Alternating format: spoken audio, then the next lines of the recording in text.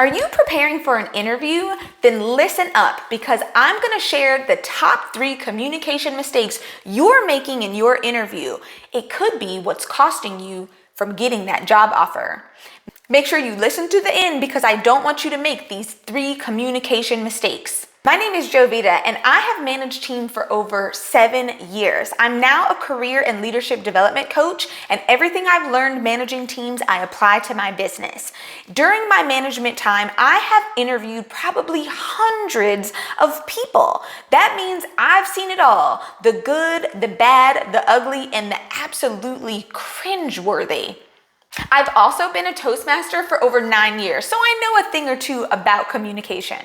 You definitely want to make sure that you are not doing these 3 communication mistakes that I have seen throughout the hundreds of interviews that I have done. It's definitely something that will turn off the recruiter or hiring manager and could definitely cost you from getting that job offer. Now, this applies to in-person interviews as well as virtual interviews. It doesn't matter. It also doesn't matter what brought you to the interview process. Perhaps you just graduated from college and are just starting looking for a job.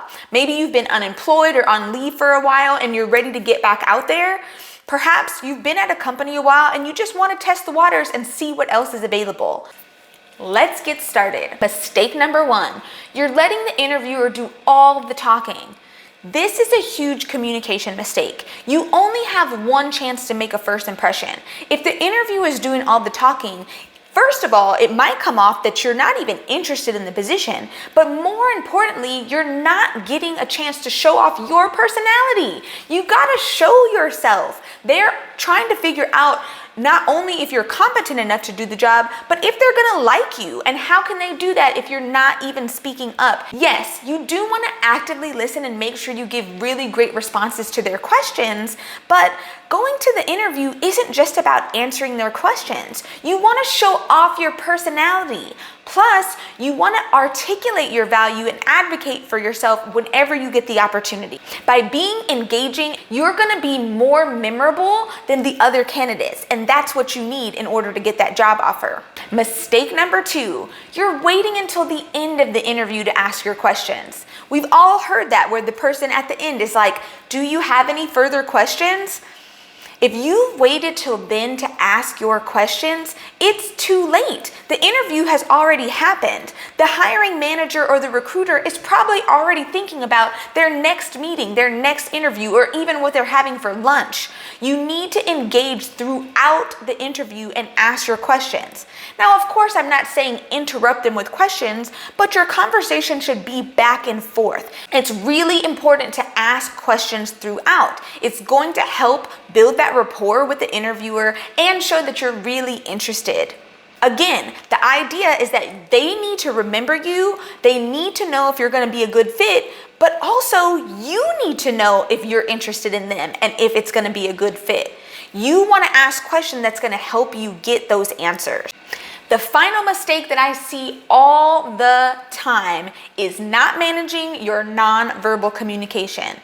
Nonverbal communication is like 90% of how information is perceived by the other person. That's right. It's a huge part of communication, more than your actual words. It's important that your eye contact, your facial expressions, your body language, your tone of voice, all are matching and mirroring the message that you want to come across. Again, you only have this one opportunity to make a first impression, to be memorable, and to really articulate your value. So you need to make sure your full communication skills, that includes preparing what you're going to say, and your nonverbals are on point. You never want to send the wrong messages to the recruiter or the hiring manager. When your nonverbals are not matching, it might make it come across that you're not actually interested in the position, or that you're just not a genuine person. Both things are going to keep you from getting a job offer. All right, we've talked about the top 3 communication mistakes I've seen in the hundreds of interviews that I've done. If you want to leave your interview feeling confident, knowing that you've articulated your value and advocated for yourself, then avoid these communication mistakes at all costs. Not landing interviews at all yet? Maybe you need help with your job search or resume. Click the link below to grab my effective job search tool guide to help you start landing more interviews. I can't wait to hear how your next interview goes. Leave a comment or reach out to me at any time. Make today great.